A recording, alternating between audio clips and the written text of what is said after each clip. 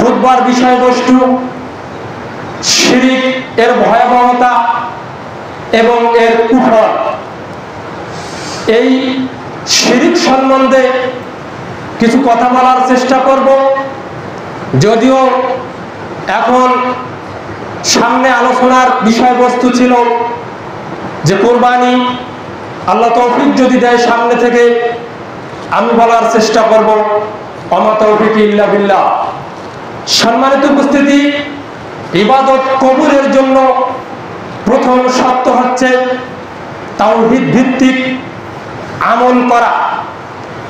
যদি আপনার তাওহীদ না বুঝেন, শিরককে বুঝতে না পারেন, তাহলে আপনি শত শত কুরবানি করবেন, আপনার কুরবানি আল্লাহর কাছে পৌঁছবে না।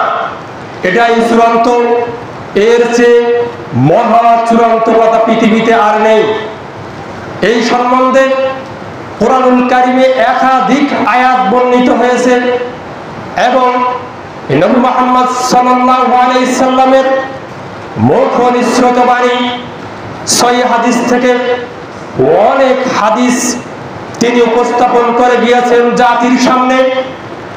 আমি আমার ক্ষুদ্র গবেষণায় যতটুকু করতে পেরেছি এর উপর কিছু কথা বলার চেষ্টা করব। ওমা তৌফিক ইল্লা বিল্লাহ ওয়া আলাইহি তাওয়াক্কালতু ওয়া ইলাইহি উনীব। সম্মানিত উপস্থিতি, মাইকের সাউন্ড মোটামুটি ভালো। আমিও শারীরিক দিক থেকে সকাল থেকেই হঠাৎ অসুস্থ। আল্লাহ তাআলা অসুস্থ করেন আর আল্লাহ তাআলাই শেফা দান করেন, এর উপর আমাদেরকে অটল থাকতে হবে। তথাপিও আল্লাহ সুবহানাহু ওয়া তাআলা আমাকে কথা বলার জন্য সুযোগ সৃষ্টি করে দিয়েছেন। আবারও সেই রবের দরবারে আবারও শুকরিয়া, আলহামদুলিল্লাহ। সম্মানিত উপস্থিতি, আল্লাহ সুবহানাহু ওয়া তাআলা ইবাদত বন্দেগী করতে গিয়ে মানুষকে সর্বপ্রথম তিনটি কাজ করতে হয়। এই তিনটি কাজ যদি মানুষের সফলতা থাকে তাহলে ইবাদত কবুল হবে। যদি তিনটি কাজে মানুষের সফলতা না থাকে মানুষের ইবাদত কবুল হবে না। যদি সারা রাত ভর তাহাজ্জুদের সালাত আদায় করে, নিজেকে পাক্কা মুসলিম দাবি করে, তিনটা শর্ত সর্বপ্রথম মনে রাখার চেষ্টা করবেন। আল্লাহ সুবহানাহু ওয়া তাআলা নবী মুহাম্মদ সাল্লাল্লাহু আলাইহি সাল্লামকে এই তিনটা ওমীয় বাণী দিয়েছেন, প্রত্যেক নবী রাসূলকে তা দিয়েছিলেন। তা হচ্ছে, যদি কেউ আমল করতে চায় তাহলে সর্বপ্রথম তাকে হালাল রিজিকের ব্যবস্থা হতে হবে। যে আমল করবে সে তার উপার্জিত যে সম্পদ রয়েছে এই সম্পদ প্রথমত হালাল হতে হবে। দ্বিতীয়, এই সম্পদ হালাল হওয়ার পরে আপনাকে তাওহীদের উপর অটল থাকতে হবে। তাওহীদ কি? আল্লাহর একত্ব। আল্লাহর একত্বকে খালেস অন্তরে আপনি যখন ধারণ করতে পারবেন, যখন বুঝতে পারবেন, শিরক এবং তাওহীদের ব্যাপারে আপনি পার্থক্য করতে পারবেন, তখন আপনার ইবাদত কবুল হবে, নচেত আপনার ইবাদত বাতিল হয়ে যাবে।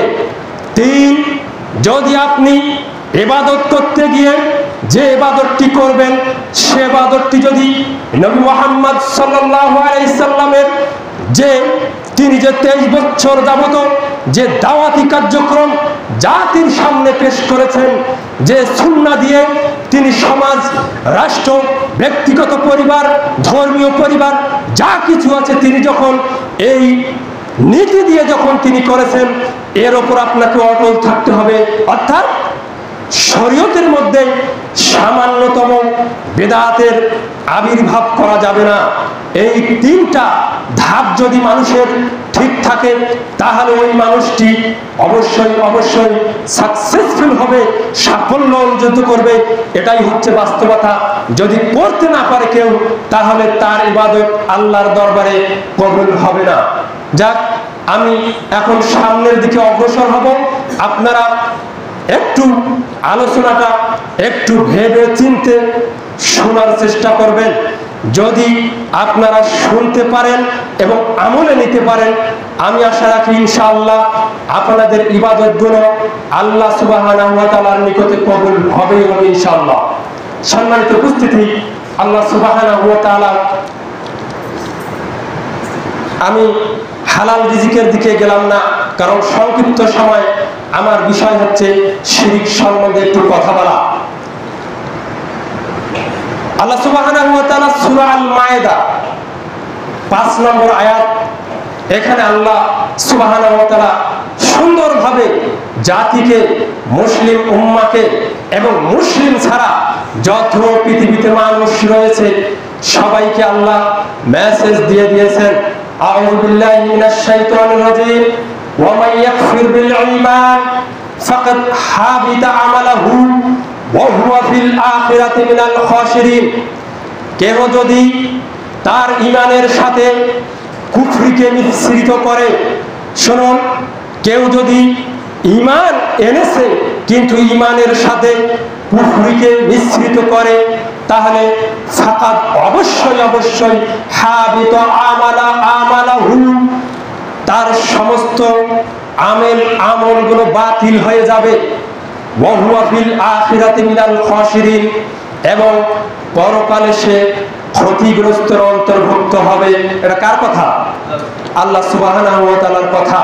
পৃথিবীর সমস্ত মানুষকে উদ্দেশ্য করে আল্লাহ সুবহানাহু ওয়া তাআলা এই মেসেজ দিয়েছেন যে কেউ যদি এমন কোন ঈমানের মধ্যে যদি কুফরি থাকে, ঈমানও আছে, আল্লাহকে বিশ্বাস করে, আবার কোন কুফরি রয়েছে, তাহলে যত আমল করবে তার আমল সমস্ত বাতিল হয়ে যাবে এবং পরকালে সে ক্ষতিগ্রস্তের অন্তর্ভুক্ত হবে।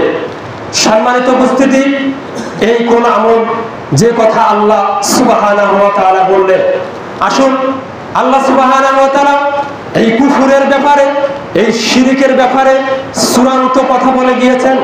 নবী মুহাম্মদ সাল্লাল্লাহু আলাইহি সাল্লামের উপর যে শাশ্বত বাণী দিয়েছেন, যে বাণীটি কোরআন মাজিদ নামে আমরা পেয়েছি, আজকের সমাজে যারা কোরআন শরীফ বলে তাদেরকে ডিলেট করে দিতে হবে। কোরআন শরীফ বলা যাবে না। কোরআন শরীফ বলা যাবে? কোরআন শরীফ যদি বলা যায়, কোরআন মাজিদ আল্লাহ সুবহানাহু ওয়া তাআলা ৬০০০-এরও উপর আয়াত নাজিল করেছেন।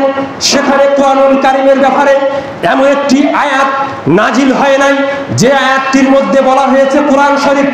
এই তথাকথিত এদেশের ভারত, বাংলাদেশ, পাকিস্তানের মানুষরা তারা কি চিন্তা চেতনা নিয়ে কোরআন মাজিদকে কোরআন শরীফ বানিয়ে দিল এবং ওরস শরীফ বানিয়ে দিল, মাজার শরীফ বানিয়ে দিল। তাদের শরীফের শেষ নেই, তারা হাদিস শরীফ বানিয়ে দিল। কোন মুহাদ্দিস পৃথিবীতে হাদিসকে হাদিস শরীফ বলেন নাই। আপনি খুঁজুন, দেখুন, সহিহুল বুখারীর নাম হচ্ছে সহিহুল বুখারী। সহিহাইনে দুটি কিতাব রয়েছে, বুখারী মুসলিম। হাদিস শরীফ নয়, হাদিস শরীফ আমাদের দেশে চলে। আমরা দেখতে পাই ইবনে মাজাহ, সুনান ইবনে মাজাহ এবং এরকম সব হাদিসগুলোর মধ্যে এরকম নাম রয়েছে। নামগুলোকে তারা পরিবর্তন করে, তারা একটা স্বার্থ, তারা কি করলো, সবগুলোকে শরীফ নামে এই বাংলাদেশ, ভারত, পাকিস্তানের মাটিতে চালিয়ে দিল। যার কারণে মানুষ কোরআন শরীফ বলায় অভ্যস্ত। মানুষ এখন যদি বলা হয় কোরআন শরীফ বলা যাবে না, বলবে যে এই মৌলবি কোন কথা বলে, কোরআনের বিরুদ্ধেই নাকি আমরা কথা বলি। অথচ আল্লাহ সুবহানাহু ওয়া তাআলা বলছেন বাল হুয়া কুরআনুম মাজিদ ফি লাউহিল মাহফুজ। এখানে আল্লাহ বলছেন কোরআন মাজিদ, কোরআনুল কারীম বলা হয়েছে। আল্লাহর দেওয়া নামগুলোকে তারা পছন্দ করতে পারে না। সম্মানিত উপস্থিতি, আমি বলছিলাম যে এদেশের মাটিতে আপনি শিরক এবং তাওহীদকে যতক্ষণ পর্যন্ত আপনি আঁকড়িয়ে ধরতে পারেননি, বুঝতে পারেননি, ততক্ষণ পর্যন্ত আপনার আমল করে আমলগুলো শুধু কি হচ্ছে, বিনষ্টই হচ্ছে। যার প্রমাণ আল্লাহ সূরা মায়েদার 5 নম্বর আয়াতের শেষের অংশে দিয়েছেন। সম্মানিত উপস্থিতি, এবার আসুন আল্লাহ সুবহানাহু ওয়া তাআলা এরপরে সূরা আন-নিসা, সূরা নিসার 48 নম্বর আয়াত এবং 116 নম্বর আয়াতের মধ্যে আল্লাহ এবার সুন্দর কথা বলে দিয়েছেন। আল্লাহ সুবহানাহু ওয়া তাআলা বলছেন যে ওমাই ইশরিক বিল্লাহ ইন্নাল্লাহা লা ইশরিকু আন ইউগফিরা মা ইন্নাল্লাহা লা ইশরিক বিহি। আল্লাহ তাআলা ওই আমলকে, ওই শিরক যারা করে তাদের কোনো কিছুকে কি করেন না, গ্রহণ করেন না।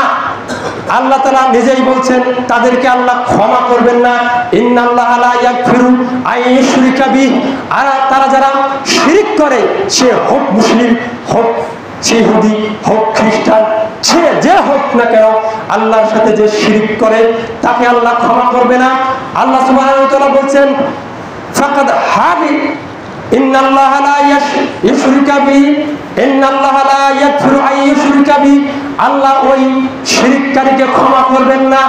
ওয়া ইয়াগফিরু দুনা মা যালিকা লিমান ইয়াশা, আর আল্লাহ সুবহানাহু ওয়া তাআলা ওই ব্যক্তিকে ক্ষমা করবেন যে ব্যক্তি শিরক করেনি। শিরক ছাড়া যত পাপ হয়েছে পৃথিবীতে, পৃথিবীর জমিনে পৃথিবী ভর্তি একজন পাপ করতে পারে, আল্লাহর সাথে শিরক করে নাই। আল্লাহ সুবহানাহু ওয়া তাআলা বলছেন, এই আয়াত তার প্রমাণ সূরা আন-নিসা 16 নম্বর আয়াত, 48 নম্বর আয়াত এবং 116 নম্বর আয়াত, তাকে আল্লাহ মাফ করবেন না। যদি শিরক না করে আল্লাহ তাআলা তাকে মাফ করবেন। এটা কার কথা? আল্লাহ সুবহানাহু ওয়া তাআলার কথা। সম্মানিত উপস্থিতি, আল্লাহ সুবহানাহু ওয়া তাআলা এভাবে যুগে যুগে যে নবী রাসূলকে পৃথিবীতে প্রেরণ করেছেন, তারাও এই শিরকের ব্যাপারে ছিল অত্যন্ত কঠোর এবং কঠিন। কিন্তু আমরা আজ শিরকের ব্যাপারে কথা বললে আমরা শীতলতা ভাব দেখাই, যদিও এই শীতলতার ব্যাপারে রাসূল করিম সাল্লাল্লাহু আলাইহি সাল্লামের এমন স্পষ্ট বাণী রয়েছে যে আল্লাহ সুবহানাহু ওয়া তাআলা স্পষ্ট বাণী রয়েছে এই শিরকের সাথে আল্লাহর কোনো সম্পর্ক নেই। রাসূল সাল্লাল্লাহু আলাইহি সাল্লাম যা বলে গিয়েছেন কোনোদিন এর বরদাস্ত করেন নেই। সম্মানিত উপস্থিতি, শিরক অত্যন্ত কঠিন এবং জটিল পাপ। কেউ যদি শিরক করে, শিরক করলে তার ঈমান চলে যায়। প্রথমত কি যায়? ঈমান চলে যায়। শিরক আবার দুই প্রকার, প্রথমত শিরকে আকবর, আর দুই নম্বর হচ্ছে শিরকে আসগর। শিরকে আকবর যদি কেউ করে তাহলে তার ঈমান থাকে না, আর যদি কেউ শিরকে আসগর করে, ছোট শিরক করে, যদি এই ছোট শিরক বড় শিরকের মতো না হয় তাহলে তার আমল বাতিল হয়ে যাবে, কিন্তু তার মধ্যে ঈমান থাকবে। সম্মানিত উপস্থিতি, এই সূক্ষ্ম জিনিসগুলো আমাদেরকে বুঝতে হবে, কোনটা বড় শিরক আর কোনটা ছোট শিরক, এই সম্বন্ধে আপনাকে অবগত থাকতে হবে। তাহলে আপনার দ্বারা তাওহীদ প্রতিষ্ঠিত হওয়া সম্ভব। আর আপনি যদি অবগতই না থাকেন, আপনি যদি নাই জানেন, তাহলে আপনি কিভাবে শিরক সম্বন্ধে আপনি বুঝবেন? এজন্য বড় শিরক এবং ছোট শিরক এই বিষয়ে আপনাদের জ্ঞান অর্জন করতেই হবে।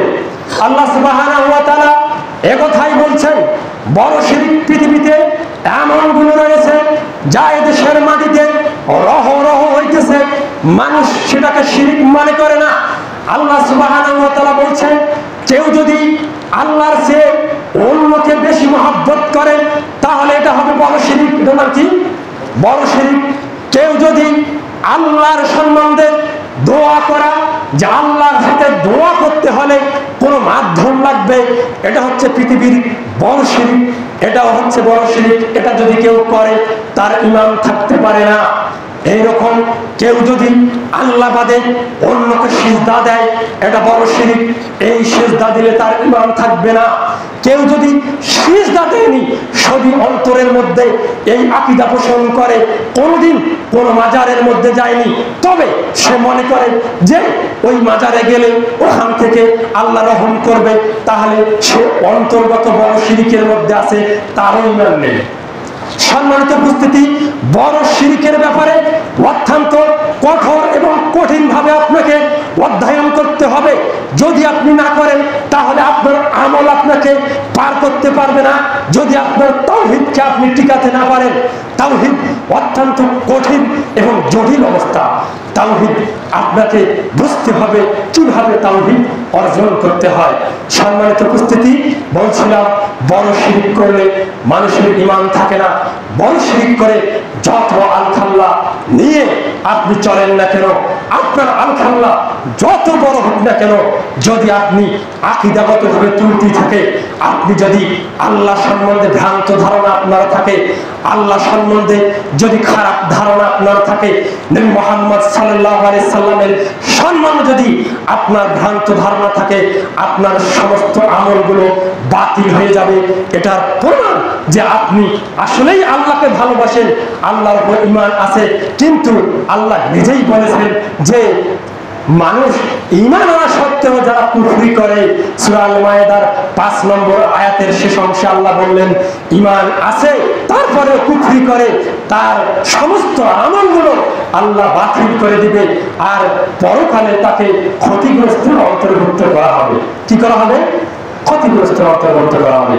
তাহলে যত বড় শিরক রয়েছে পৃথিবীতে, এই সম্বন্ধে আপনাকে ধ্যান ধারণা করতে হবে, লেখাপড়া করতে হবে। আমরা কেন জানি আজকে লেখাপড়া করতে চাই না, আমরা তাওহীদ নিয়ে আমরা বুঝতে চাই না, আমরা আজকে সংসার নিয়ে ব্যস্ত। আমরা আজকে আমাদের জীবন, পরকালীন জীবন কি হবে, আমার পরকালীন জীবনে আমাকে যখন কবরস্থ করা হবে আমি তাওহীদের মধ্যে আছে কি নাই, আমি কোনোদিন আল্লাহকে এই কথা বলতে পারি না।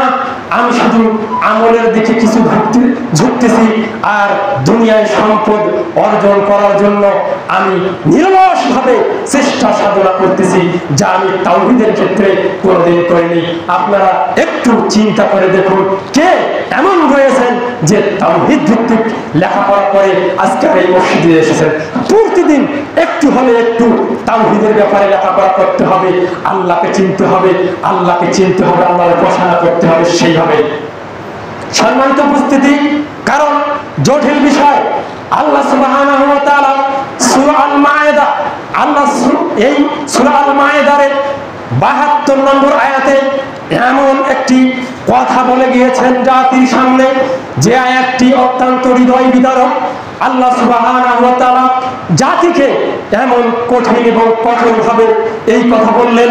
কোরআন পড়লাম, 30 দিনে পড়লাম, কিন্তু এই আয়াতের মর্মার্থ বুঝলাম না। দুঃখে প্রাণটা ফেটে যায়। ওই সমস্ত মুফতি মুহাদ্দিস যারা কোরআনকে আঁকড়িয়ে ধরেছে, অনেক হাফেজ রয়েছে কোরআনকে আঁকড়িয়ে ধরেছে, তাওহীদ সম্বন্ধে তাদের ধ্যান ধারণা নেই। আমি আমার এক ভাগিনাকে প্রশ্ন করেছিলাম, সে মুফতি হয়েছে এবং সে মুহাদ্দিস পর্যন্ত চলতেছে, আরবির ইবারতগুলো কিভাবে পড়তে হয় জানতে হয়, সে হাটহাজারিতে রয়েছে, সে পড়তেছে। যদিও আহলে হাদিস আকীদার মানুষ ছিল, সে কিভাবে তার বাবা ছিল হানাফি মাযহাবের একটা দিক মানুষকে আকৃষ্ট করে। সে নানার বাড়ি ছিল আহলে হাদিস, তার বাবার দাদার বাড়ি ছিল হানাফি, সে একভাবে না একভাবে ওই দিকে ধাবিত হয়ে গেল, যার কারণে সে হাটহাজারিতে এখন লেখাপড়া করে। ওই আমার ভাগিনাকেই বলছিলাম, ভাগিনা শোনো, তাওহীদ সম্বন্ধে আমাকে একটু ধারণা দাও দেখি। আমি তাওহীদ সম্বন্ধে প্রশ্নের সম্মুখীন হয়েছি, আমি বলতে পারতেছি না, তুমি একটু আমাকে বলো। আমি একটু হিকমত খাটানোর চেষ্টা করেছিলাম, কিন্তু আমার সেই ভাগ্নে সেদিন বলেছিল, মামা তাওহীদ আবার কি? আমি তো বুঝতে পারলাম না, তাওহীদ কাকে বলে, এটা আমাকে সময় লাগবে। বললাম, ভাগিনা তুমি কোরআন হিফজ করেছো, তুমি মুহাদ্দিস লাইনে হাটহাজারী সবচেয়ে বাংলাদেশের শ্রেষ্ঠ মাদ্রাসা, সেখানে তুমি অধ্যয়নরত রয়েছ, তাহলে তুমি তাওহীদের জ্ঞান এতদিনে পাও নাই, তাহলে আমি কোথা থেকে পাবো? আমি তো ওই রকম শিক্ষা অর্জন করিনি। শোনো, পরে বললাম, তাহলে তুমি চেষ্টা করে আমাকে তাওহীদের জ্ঞানটা জানানোর চেষ্টা করবে। আল্লাহর কসম করে বলছি, আল্লাহর কসম করে বলছি, এই কথা 1 বছরের বেশি হয়ে গেছে, আজ পর্যন্ত আমাকে বলতে সাহস পায়নি যে তাওহীদ আর শিরকের মধ্যে এইরকম কন্ডিশন আছে, একটা সেপারেশন আছে, কিন্তু আমাকে আজ পর্যন্ত বলতে পারবে। সম্মানিত উপস্থিতি, চেষ্টা করব দেখা হলে তাকে এই বিষয়ে তার সাথে কথা বলার জন্য। সে যেহেতু আমার এই খালাতো বোনের ছেলে, আপন ছেলে, অর্থাৎ আমার রক্তের মধ্যে আছে একটু সম্পর্ক। সম্মানিত উপস্থিতি, বলছিলাম আল্লাহ সুবহানাহু ওয়া তাআলা সূরা আল মায়েদা 72 নম্বর আয়াতে এমন হুঙ্কার দিয়েছেন। আল্লাহ বলছেন, ইন্নাহু মান ইউশরিক বিল্লাহ ফাকাদ হারামাল্লাহু ওয়া মাওয়াহুন নার ওয়া মা লিয-যালিমিনা মিন আনসার। আল্লাহ বলছেন, আল্লাহ পৃথিবীর সমস্ত মানুষকে, ইহুদি খ্রিস্টান বৌদ্ধ নাসারা মাজুসি মুসলিম যে বা যাহারাই হোক না কেন, সবাই জন্য এই আয়াত খাস।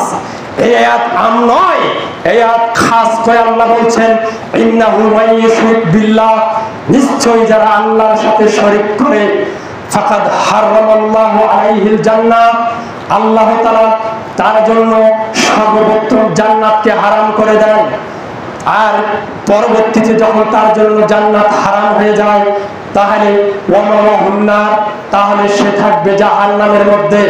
ওয়া মা লিয-যালিমিনা মিন আনসার, আর ওই জালেম যে আল্লাহর সাথে অত্যাচার করেছে, এর জন্য কোনো সুপারিশকারী থাকবে না, সাহায্যকারী থাকবে না। এটাই বাস্তবতা। এই আয়াতকে উল্টিয়ে দিয়ে পৃথিবীর কোনো মুহাদ্দিস নাই, কোনো মুহাক্কিক নাই যে এই আয়াতকে স্পষ্ট উল্টি দিয়ে সে জান্নাতে যেতে পারবে, এরকম নীতি নির্ধারণ কোরআন করে নাই, আল্লাহ সুবহানাহু ওয়া তাআলা করে নাই। তাহলে আপনাকে বুঝতে হবে যে এই শিরক কত বড় ভয়ানক অপরাধ, যে অপরাধের কারণে মানুষ, অসংখ্য মানুষ জাহান্নামে চলে যাবে, যে মানুষগুলো আর জাহান্নাম থেকে বাইর হওয়ার সম্ভাবনা নাই যদি শিরকে আকবার হয়। সম্মানিত উপস্থিতি, আল্লাহ সুবহানাহু ওয়া তাআলা বললেন যে এই যারা মুশরিক হোক, মাজুসি হোক, অগ্নি পূজক হোক, যারা ইহুদি খ্রিস্টান যারাই হোক না কেন, মুসলিমদের মধ্যে অনেক দল, অনেক ফেরকা রয়েছে, যে ফেরকাগুলো আজকে কোরআন সুন্নাহকে বাদ দিয়ে নিজের মতো করে, তারা কোরআন সুন্নাহকে বাদ দিয়ে নিজের মতো করে আকীদা রচনা করে নিলেন।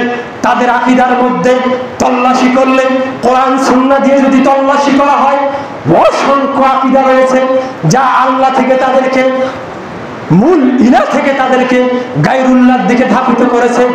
এই সমস্ত আকীদা যারা পোষণ করতেছে, তারা কোনদিন এই আয়াতের এই অন্তর্ভুক্ত হবে, যদিও তারা মুসলিম দাবি করে। মুসলিম দাবি করলেই হবে না, কারণ আল্লাহ সুবহানাহু ওয়া তাআলা এই মুসলিমদের জন্য একাধিক কোরআনে আয়াত দিয়েছেন। যারা আল্লাহর সাথে আল্লাহর উপর ঈমান এনেছে, সূরা আল ইউসুফ 106 নম্বর আয়াতে আল্লাহ সুবহানাহু ওয়া তাআলা বলছেন, এত সুন্দর করে বলছেন যে কথাটি আপনি অবশ্যই লক্ষণীয়। আল্লাহ বলছেন এই আয়াতের অর্থ যে কেউ যদি ঈমানের সাথে, কেউ যদি আল্লাহর সাথে, অধিকাংশ মানুষ ঈমান এনেছে, ওয়া মা আকসারুহুম বিল্লাহ ইল্লা ওয়া হুম মুশরিকুন। আল্লাহ সুবহানাহু ওয়া তাআলা বলছেন সূরা আল ইউসুফ 106 নম্বর আয়াতে আল্লাহ সুবহানাহু ওয়া তাআলা বলছেন, যদি অধিকাংশ মানুষের ব্যাপারে আল্লাহ ফতোয়া দিয়েছেন, অধিকাংশ মানুষ আল্লাহর উপর ঈমান এনেছে, আল্লাহকে বিশ্বাস করে, কিন্তু তারপরে ইল্লা ওয়া হুম মুশরিকুন, তারপরে তারা মুশরিক। একথা কার? একথা আল্লাহ সুবহানাহু ওয়া তাআলা। আমি বলতে যাইনি, আল্লাহ সুবহানাহু ওয়া তাআলা 1450 বছর আগে নবী মুহাম্মদ সাল্লাল্লাহু আলাইহি সাল্লামের উপর যে ওহী নাজিল করেছেন, সে ওহীর মধ্যেই এই কথা বলেছেন যে অধিকাংশ মানুষ ঈমান আনা সত্ত্বেও, ঈমানদার দাবি করবে তা সত্ত্বেও, ইল্লা ওয়া হুম মুশরিকুন, তারা হচ্ছে মুশরিক, তারা হচ্ছে অগ্নি পূজকের মতো। কিন্তু এটা অগ্নি পূজকদের বলেন নাই, এটা ঈমানদারদেরকেই বলছে। কাদেরকে বলছে? যারা ঈমান এনেছে তাদেরকেই বলেছে। এখন মিলিয়ে নেন আল্লাহ কি বলতে চেয়েছে। আল্লাহ সুবহানাহু ওয়া তাআলা তার ইলমের মধ্যে, তার জ্ঞানের মধ্যে যখন তিনি এই সব কিছু সৃষ্টি করেছেন, তখন থেকে তিনি জানতেন মানুষ এরকম করবে, মানুষের আকীদা এরকম বিচ্যুতি হবে, মানুষ আল্লাহকে ভুলে যাবে, গায়রুল্লাহর ইবাদত করবে, মানুষ আল্লাহ রাসূলের সুন্নাহকে বাদ দিয়ে মানুষ বিদআতের দিকে ধাবিত হয়ে যাবে, মানুষ এমন বিদআত করবে যে বিদআত এমন বড় আকারে ধারণ করবে, সে বিদআত তাকে কুফরির আকারে ইসলাম থেকে বাহির করে দেবে। এরকম বিদআত সমাজের মধ্যে রয়েছে, যে বিদআত করলে সেও কুফরির মধ্যে চলে যায়, তার ঈমান থাকে না। ছোট বিদআত রয়েছে, এই বিদআত করলে আমল নষ্ট হয়ে যায়, কিন্তু বিদআত যদি এমন পর্যায়ে চলে যায় আকীদা নষ্ট হয়ে যায়, যে বিদআতকে রাসূল সাল্লাল্লাহু আলাইহি সাল্লাম এমন ভাবে উল্লেখ করেছেন যে বিদআত করলে মানুষ পরকাল নষ্ট হয়ে যাবে। আল্লাহ রাসূল বলছেন কুল্লু বিদআতিন দালালা ওয়া কুল্লু দালালাতিন ফিন্নার, প্রত্যেক পথভ্রষ্টকারী হচ্ছে বিপদগামী, তারা হচ্ছে পথভ্রষ্টকারী যারা নতুন আমল সৃষ্টি করবে। এই নতুন আমল সৃষ্টি করতে গিয়ে যদি এমন কোনো আমল হয়ে যায় যে আমলের মধ্যে কুফরি রয়েছে, তাহলে তাকে ইসলাম থেকে বাহির করে দেবে, এটাই সুনিশ্চিত। তাহলে আপনাকে অবশ্যই বেদাত নিয়ে কি করতে হবে? লেখাপড়া করতে হবে। কিন্তু আমরা নারাজ, আমরা বেদাত বুঝি না। সব ভালো যা রয়েছে সমাজের বুকে, যা ভালো রয়েছে আমরা মনে করি সবই সুন্নাত, কিন্তু কোনোদিন কোরআন সুন্নাহকে যাচাই বাছাই করে, কোরআন সুন্নাহর কষ্টি পাথরে যাচাই বাছাই করে কোনোদিন আমরা জানার চেষ্টা করলাম না। দুর্ভোগ এই জাতির, দুর্ভোগ এই মুসলিম মিল্লাতের। সম্মানিত উপস্থিতি, অবশ্যই আমার আলোচনা হচ্ছে শিরকের দিকে। শিরক অত্যন্ত ভয়াবহ পাপ, যে জিনিসগুলো যে আপনারা বুঝতে পারলেন কোরআনের আয়াতগুলো থেকে। আপনারা কি বুঝতে পারছেন? শিরক যে অত্যন্ত ভয়াবহ, এই আয়াতগুলো প্রমাণ করেছে। অবশ্যই জটিল জিনিস। আপনার শিরক থেকে আমাদেরকে অবশ্যই আল্লাহর কাছে পরিত্রাণ চাইতে হবে। সম্মানিত উপস্থিতি, আল্লাহ সুবহানাহু ওয়া তাআলা, আমার মোবাইলটা একটু এই দিকে হয়ে গেছে, যদি আপনারা ঠিক মতো করে দিতে পারেন। কিছু আয়াত রয়েছে, আমি সেটা করার চেষ্টা করব, বলার চেষ্টা করব। একটু এই দিকে লম্বাই হতে হবে। হঠাৎ কোন জায়গায় লেগে এরকম হয়ে গেল আমি বুঝতে পারলাম না। মোবাইল সম্বন্ধে আমার এত ভালো ধারণা নেই। সম্মানিত উপস্থিতি, বলছিলাম আল্লাহ সুবহানাহু ওয়া তাআলা নবী মুহাম্মদ সাল্লাল্লাহু আলাইহি সাল্লামকে আল্লাহ সুবহানাহু ওয়া তাআলা যখন কি করলেন, যখন তিনি সাহাবীদেরকে এই তাওহীদের দাওয়াত দেওয়ার জন্য বিভিন্ন রাষ্ট্রে পাঠিয়ে দিয়েছিলেন, তিনি যেমন তাওহীদের জন্য মরণপণ চেষ্টা করেছেন, তিনি তাওহীদের দাওয়াত দিয়েছেন। প্রথম মক্কার 10টি বছর তাওহীদের দাওয়াত দিয়েছেন। এই 10টি বছরে মানুষকে বোঝানোর চেষ্টা করেছেন, শোনো কুল লা ইলাহা ইল্লাল্লাহ, দুনিয়ার মানুষ তোমরা শোনো, একমাত্র আল্লাহর এই লা ইলাহা ইল্লাল্লাহ, এই তাওহীদকে, আল্লাহর যে সত্য বাণী, অমূল্য বাণী, এই যে আল্লাহ ছাড়া সত্য কোনো প্রকৃত কোনো ইলাহ নেই, এই দাওয়াতটা দিলেন। নবী মুহাম্মদ সাল্লাল্লাহু আলাইহি সাল্লামের অনেক ঘটনা আমি একটু বাড়িয়ে সামনের দিকে যাইতে চাই। রাসূল সাল্লাল্লাহু আলাইহি সাল্লাম যখন মক্কাবাসীকে দাওয়াত দিতে ব্যর্থ হয়ে গেলেন, তারা যখন মানলেন না, আবার চলে গেলেন নানার দেশ তায়েফে গিয়ে যখন তাওহীদের জন্য মানুষকে ডাক দিলেন, শুধু বলেছেন কুল লা ইলাহা ইল্লাল্লাহ, হে দুনিয়ার মানুষেরা, আমার আত্মীয় স্বজনেরা, তোমরা শোনো, একমাত্র হক ইলাহকে তোমরা গ্রহণ করো। তারা ইলাহকে মানত, রব হিসাবে আল্লাহকেই মানত সেই সময়। কিন্তু যখন রাসূল সাল্লাল্লাহু আলাইহি সাল্লাম প্রকৃত সত্য ইলাহর দাওয়াত দিলেন, সঙ্গে সঙ্গে সেই সময়ের তার আত্মীয় স্বজনেরা তার যুদ্ধচারণ করে তার উপর কঠিন হস্তে মারপিট শুরু করে দিল। রাসূল সাল্লাল্লাহু আলাইহি সাল্লাম রক্তাক্ত হয়ে গেলেন। এই এমন সময় জিবরাইল আলাইহিস সালাম আল্লাহ রাসূলের শানে অবতীর্ণ হয়ে জিবরাইল আলাইহিস সালাম বললেন, নবী মুহাম্মদ সাল্লাল্লাহু আলাইহি সাল্লাম, আপনার এই অবস্থা, আপনি তাওহীদের দাওয়াত দিতে এসেছেন মানুষকে, আজ মানুষগুলো তোমাকে এভাবে রক্তাক্ত করে দিল, তোমাকে এমন রক্তাক্ত করে দিল, আমি আর বরদাস্ত করতে পারতেছি না। জিবরাইল আলাইহিস সালাম যখন একথা বলেছেন, সঙ্গে সঙ্গে বলছেন, মুহাম্মদ সাল্লাল্লাহু আলাইহি সাল্লাম, আপনি একটু বলুন, আপনি বলুন, এই তাইফবাসীকে আমি উল্টিয়ে দিয়ে আমি এদের স্থলে আল্লাহ অন্য কোন জাতির আবির্ভাব ঘটাবেন, আপনি একটু বলুন, অনুমতি দিয়ে দেন। নবী মুহাম্মদ সাল্লাল্লাহু আলাইহি সাল্লাম জিবরাইল আলাইহিস সালামকে বললেন, বুখারী মুসলিমের বর্ণনা, রাসূল সাল্লাল্লাহু আলাইহি সাল্লাম বললেন, শোনো জিবরাইল, শোনো, আমাকে আল্লাহ প্রেরণ করেছেন পৃথিবীতে এই তাওহীদকে প্রতিষ্ঠিত করার জন্য, আল্লাহর জমিনে শিরককে বিদায় দিয়ে তাওহীদকে প্রতিষ্ঠিত করার জন্য আমাকে সে যে আল্লাহ প্রেরণ করেছেন, আমি রক্তাক্ত হয়েছি এটা বড় বিষয় নয়। শোনো, আমি ওই তাইফবাসীর জন্য দোয়া করি, আল্লাহর জন্য হিদায়াতের দোয়া করি, যেন তাইফবাসীকে আল্লাহ হিদায়াত দান করে। আল্লাহ রাসূল সাল্লাল্লাহু আলাইহি সাল্লাম সেই দিন তাদের উপর বদদোয়া করেন। সম্মানিত উপস্থিতি, রাসূল সাল্লাল্লাহু আলাইহি সাল্লাম তাইফ থেকে বিদায় নিয়ে ওখান থেকে রক্তমাখা জামা পা পর্যন্ত তার যখন রক্ত, এমন সময় রাসূল সাল্লাল্লাহু আলাইহি সাল্লাম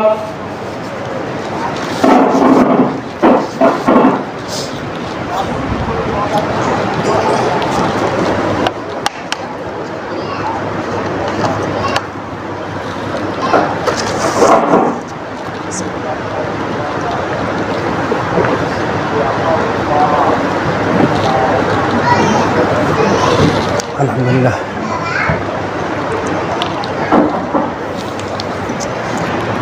রাসূল সাল্লাল্লাহু আলাইহি সাল্লাম একটা বাগানের মধ্যে ঢুকলেন। বাগানের মধ্যে একজন যুবক, সে প্রথমে ইসলামের এই নবীকে সে সত্যায়ন করেছিল। এই যুবক তাকে রাসূল সাল্লাল্লাহু আলাইহি সাল্লামকে এক গ্লাস আঙ্গুরের রস সেদিন দিয়েছিলেন। আঙ্গুর থেকে চিপিয়ে বাইর করে রাসূল সাল্লাল্লাহু আলাইহি সাল্লামকে এই রসটুকু দিয়েছিলেন। রাসূল সাল্লাল্লাহু আলাইহি সাল্লাম এই রসটুকু খেয়েছিল এবং তিনি হিদায়াত প্রাপ্ত হয়েছিলেন, তিনি কালেমাকে গ্রহণ করেছিলেন। রাসূল সাল্লাল্লাহু আলাইহি সাল্লাম এভাবে যখন কালেমার দাওয়াত দিয়েছে, সমকালীন মানুষ তাকে মেনে নিতে পারেনি, সমকালীন সময়ের নেতা যারা রয়েছে তারাও মেনে নিতে পারেনি। তাহলে আজকের যুগে কিভাবে আপনি তাওহীদের দাওয়াত দিলে আপনাকে মেনে নিবে? আপনাকে জঙ্গি বলবে, আপনাকে বলবে লামাজাবি, আপনাকে গালি দিবে, আপনাকে কত কথা যে বলবে যার ভাষা আমি বর্ণনা করতে পারছি। রাসূল সাল্লাল্লাহু আলাইহি সাল্লাম ইঙ্গিত দিয়ে গেছেন 1450 বছর আগে।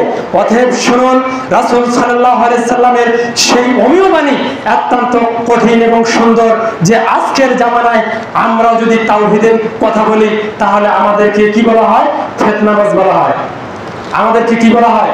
ফিতনাবাজ। আমরা কাউকে কোনোদিন আঘাত করতে যাইনি, আমরা কাউকে কোনোদিন মারতে যাইনি। এই বাংলাদেশের জমিনে, ভারতবর্ষ, পাকিস্তানে আপনি একটা উদাহরণ সেট করতে পারবেন না জাতির সামনে, যারা মানুষকে আঘাত দিয়ে মানুষ মেরে ফেলেছে, যারা অন্যের মসজিদকে তারা ভাঙচুর করেছে, যারা এভাবে মানুষকে আঘাত দিয়ে মসজিদ ভাঙে, মানুষকে রক্তাক্ত করে, জোরে আমিন বলার কারণে মানুষকে মেরে ফেলে দিয়েছে, এরকম যারা করতে পারে তাদের কাছ থেকে আপনি দিন ধর্মের কি আপনি শিক্ষা পাবেন? দিন ধর্ম তাদের কাছে তাদের মতো আমরা তাদেরকে শুধু দাওয়াতেই দিব। দাওয়াত হচ্ছে আমাদের মেইন হাতিয়ার। আমরা তাদেরকে ক্ষমতার প্রভাব দিতে পারি না, আমরা তাদেরকে কোনোদিন ক্ষমতা দিয়ে আমরা তাদেরকে দ্বীনের দাওয়াত দিতে পারবো না। এটাই নিশ্চিত। রাসূল সাল্লাল্লাহু আলাইহি সাল্লামকে ক্ষমতা দিয়ে দিতে চাওয়া হয়েছিল, রাসূল সাল্লাল্লাহু আলাইহি সাল্লাম ক্ষমতা নেননি। নারী গাড়ি বাড়ি দেওয়া হয়েছিল, রাসূল সাল্লাল্লাহু আলাইহি সাল্লাম ক্ষমতা নেননি।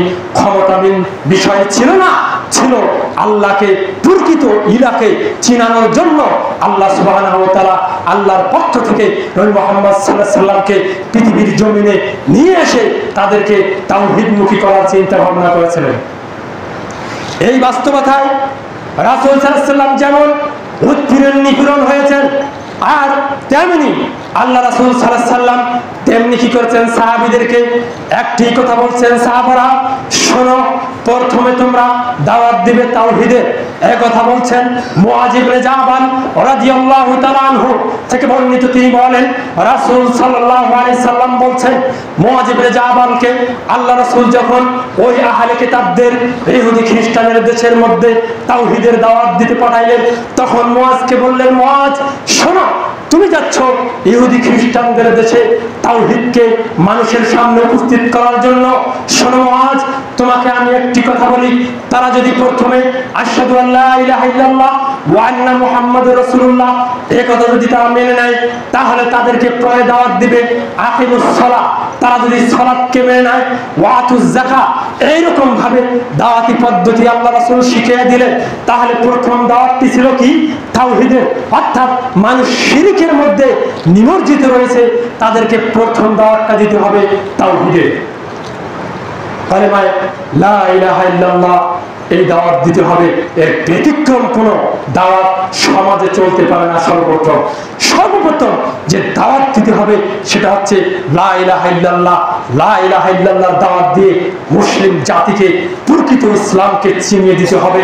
তাহলে আপনি হবেন সৌভাগ্য, আর যদি না দিতে পারেন আপনিও বিপদগামী, আর যার কাছে আপনি দাওয়াত দেন সেও বিপদগামী।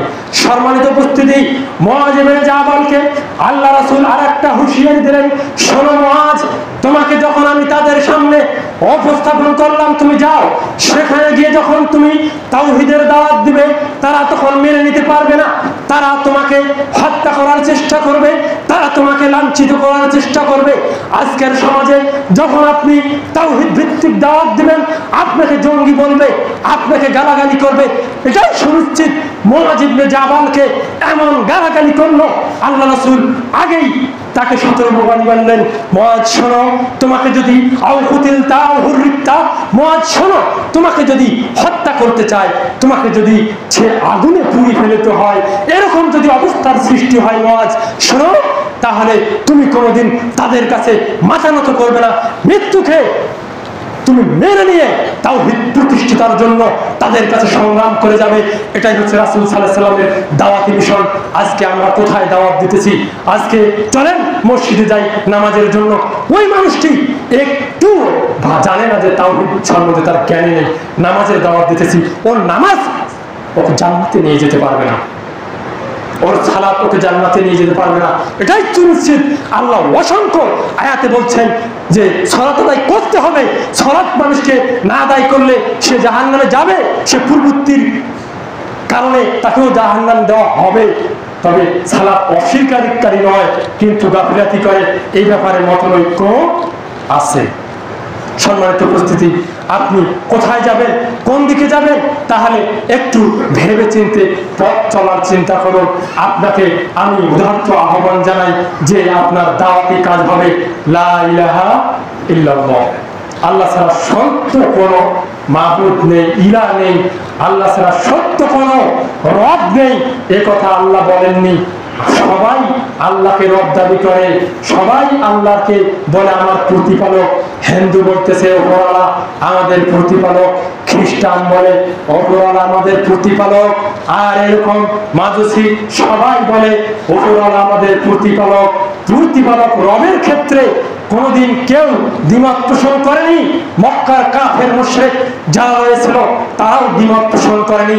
তারা যখন কোনো কিছু চাইতে গেছে, ওই অবস্থায় আল্লাহর ঘর যখন কি করতে আব্রাহা যখন দখল করতে আসছিল, তখন একটা ঘটনা পাওয়া যায় যে সেই সময় রাসূল সাল্লাল্লাহু আলাইহি ওয়াসাল্লামের দাদা আব্দুল মুতালিব, যারা নাকি 360টি মূর্তি রয়েছে, এই মাধ্যম দিয়ে আল্লাহকে ডাকত রব হিসাবে, এই মাধ্যমওয়ালা সেই রাসূল সাল্লাল্লাহু আলাইহি ওয়াসাল্লামের দাদা আব্দুল মুতালিব সেই দিন আব্রাহা বাদশার জন্য আল্লাহর জন্য দোয়া করেছেন, আল্লাহ আমরা আপনাকে রব হিসেবে জানি, আপনি আপনার ঘরকে হেফাজত করুন। আল্লাহ করছে না? তার মানে রব হিসেবে যখন অন্য কোন জাতি আল্লাহর কাছে চাবে, তাহলে তার যে কোনো কাজ সঠিক হলে কি হতে পারে? আল্লাহ সফলতা দিতে পারে। এই উদাহরণটি রাসূল সাল্লাল্লাহু আলাইহি ওয়াসাল্লামের জন্মের 50 দিন আগে এই ঘটনাটি ঘটেছে। তাহলে এখান থেকে আমরা প্রমাণ নিতে পারি কি না? তাহলে আজকে রাসূল সাল্লাল্লাহু আলাইহি ওয়াসাল্লামকে যুগের আগে তাদের পূর্বপুরুষ তাদের আল্লাহকে রব হিসাবে জানতো, প্রতিপালক হিসেবে জানতো, কিন্তু ইলাহ হিসাবে তারা আল্লাহকে মর্যাদা দিতে পারেন নাই। যার কারণে প্রত্যেক নবী রাসূলের জামানায় ওয়ালাকাদ বা'সনা ফি কুল্লি উম্মাতির রাসূলা আনি আবুদুল্লাহ ওয়াস্তানিবুত তাগুত, আল্লাহ প্রত্যেক সম্প্রদায়ের উপর প্রত্যেক যুগে যুগে যত নবী রাসূল আল্লাহ পৃথিবীর জামানায় প্রেরণ করেছেন, সব নবী রাসূলকে আল্লাহ একটা তাওহীদ দিয়ে, এই তাওহীদ ভিত্তিক জীবন ব্যবস্থা দিয়ে আল্লাহ যে কালেমাটাতে দিয়েছিলেন সেটা হচ্ছে লা ইলাহা ইল্লাল্লাহ। আল্লাহ ছাড়া সত্য কোনো ইলাহ নেই। ইলার ব্যাখ্যা অনেক এইদিকে যাওয়ার আমার সময় নেই। সম্মানিত উপস্থিতি, বলছিলাম তাওহীদের উপর শিক্ষা অর্জন করতে হবে, তাওহীদ ভিত্তিক আমাদেরকে আলোচনা শুনতে হবে।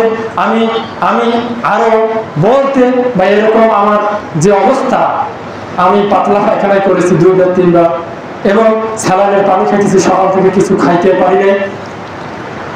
আল্লাহ সুবহানাহু ওয়া তাআলা যে তাওহীদের কথাগুলো আপনাদের সামনে বলার জন্য এভাবে সুযোগ সৃষ্টি করে দিলেন, আবারও সেই রবকে, সেই ইলাকে আবারও প্রশংসা করে, তার প্রশংসা করে আমি আমার খুতবা এখানে সংক্ষিপ্ত করলাম। বারাকাল্লাহু লানা ওয়া লাকুম ফিল কুরআনিল আযীম ওয়া নাফা'না ওয়া ইয়াকুম বিল আয়াতি ওয়া যিকরিল হাকীম ইন্নাহু তাআলা জাওয়াদুল কারীমুল মাকরুম বারুর রাহিমুর রহিম।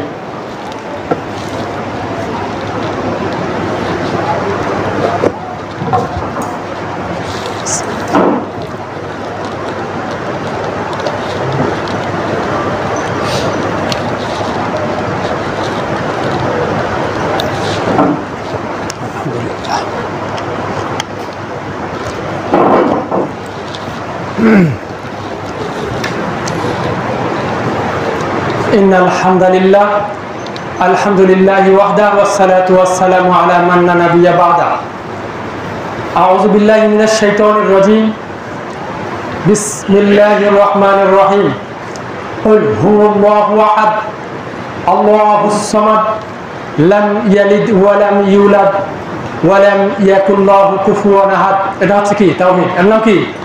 তাওহীদের গুণাগুণ এর মধ্যে পরিপূর্ণতা দেওয়া রয়েছে। আপনি আয়াতুল কুরসিতে দেখবেন আল্লাহ তাওহীদ দিয়েছেন। এই তাওহীদ বিষয়ক যে আয়াতগুলো রয়েছে এগুলো আপনাকে খুব ভালো করে বুঝতে হবে কেন আল্লাহ আয়াতুল কুরসি দিলেন। আর এই আয়াতুল কুরসি পড়লে মানুষ যদি জেনে বুঝে পড়ে, এমনিতেই পড়তেছে তাওহীদে বুঝে না, কিন্তু ও আয়াতুল কুরসি পড়ে, কিন্তু সে কি ওর আওতাভুক্ত হবে যে তাওহীদ বুঝে না? কিন্তু রাসূল সাল্লাল্লাহু আলাইহি ওয়াসাল্লাম বলছেন, কেউ যদি আয়াতুল কুরসি প্রত্যেক ফরজ সালাতের পরে ধারাবাহিকভাবে সে পড়তে পারে, আল্লাহ সুবহানাহু ওয়া তাআলা তাকে কি করবেন? মারা যাওয়া দেরি হয়েছে, তার জন্য জান্নাত কি হয়েছে? রেডি হয়ে আছে। এটা কিভাবে মূল্যায়ন করবেন? একমাত্র তাওহীদের কারণে। সূরা ইখলাস পড়লে, একবার পড়লে 10 পারার নেকি হয়। কেন হয়? একটু কোনোদিন চিন্তা করে দেখলেন না কেন? এত বড় বড় সূরা রয়েছে, এই সূরা পড়লে আপনার 10 পারার সব হয় না। আর আপনি যখন সূরা ইখলাস 3 বার পড়েছেন, তাহলে আপনার একবার পুরা কুরআনুল কারীম পড়ার যে সওয়াব হয়ে যায় তা আপনি অটো পেয়ে যেতে পারেন। রাসূল সাল্লাল্লাহু আলাইহি সাল্লামের একজন সাহাবী এরকম ভাবে বিভিন্ন সালাত আদায় করাইতেন, শেষে তিনি ইখলাস পড়তেন, ইখলাস দিয়ে শেষ করতেন। আল্লাহ রাসূলের কাছে প্রশ্ন করা হলো, আল্লাহর নবী, আপনার এই সাহাবী প্রত্যেক মাঝে মাঝে দেখা যায় তিনি সালাতে অন্য দোয়া করেন, শেষে যে তিনি সূরা ইখলাস দিয়ে শেষ করেন, এ বিষয়ে আমাদের জ্ঞান নেই। কেন তিনি করেন, কিভাবে করেন, আপনি একটু বলুন। রাসূল সাল্লাল্লাহু আলাইহি সাল্লাম বললেন, এই মহব্বতে তাকে জান্নাতে নিয়ে যাবে। এই হচ্ছে তাওহীদের ওজন। সম্মানিত উপস্থিতি, এই জন্য তাওহীদ ভিত্তিক যে সূরাগুলো রয়েছে, আপনি না জানেন কোরআন পড়া, অবশ্যই এই তাওহীদ ভিত্তিক আয়াতগুলো, সূরা বাকারার শেষ 2 আয়াত, এগুলো মুখস্থ করবেন। এটা জরুরি ভিত্তিতে মুখস্থ করতে হবে। প্রত্যেক মুসলিমকে মুখস্থ করতে হবে, নারী পুরুষ সবাইকে মুখস্থ করতে হবে। এটাই আপনি করতে বাধ্য, যার কারণে আপনার জন্য পরকালীন সাফল্য আসতেছে, আপনি বুঝতে পারতেছেন না। সম্মানিত উপস্থিতি, আমাদের যারা পিতামাতা মারা গিয়েছেন, আল্লাহ তাদেরকে তুমি আল্লাহ মাফ করে দাও। রব্বির হামহুমা কামা রব্বায়ানি সাগীরা, রব্বির হামহুমা কামা রব্বায়ানি সাগীরা, রব্বি হাবলি মিনাস সালিহিন, রব্বি হাবলি মিনাস সালিহিন, রব্বানা হাব লানা মিন আজওয়াজিনা ওয়া যুররিয়াতিনা কুররাতা আয়ুন ওয়াজআলনা লিল মুত্তাকিনা ইমামা। ইবাদাল্লাহ ওয়া ইয়ারহামুকুল্লাহ, ইন্নাল্লাহ ইয়া'মুরু বিল আদলি ওয়াল ইহসান ওয়া ইতাইযিল কুরবা। আমার কথা বলতে একটু সমস্যা হইতেছে, আপনারা একটু ভুল দৃষ্টি আমার ক্ষমা দৃষ্টিতে দেখবেন। ইন্নাল্লাহা ইয়া'মুরুকুম বিল আদলি ওয়াল ইহসান ওয়া ইতাইযিল কুরবা ওয়া ইয়ানহা আনিল ফাহশাই ওয়াল মুনকারি ওয়াল বাগই ইয়া'iযুকুম লাআল্লাকুম তাযাক্কারুন ফাযকুরুনি আযকুরুকুম ওয়াশকুরুনি ওয়া লা তাকফুরুন। ইকামুস সালাহ।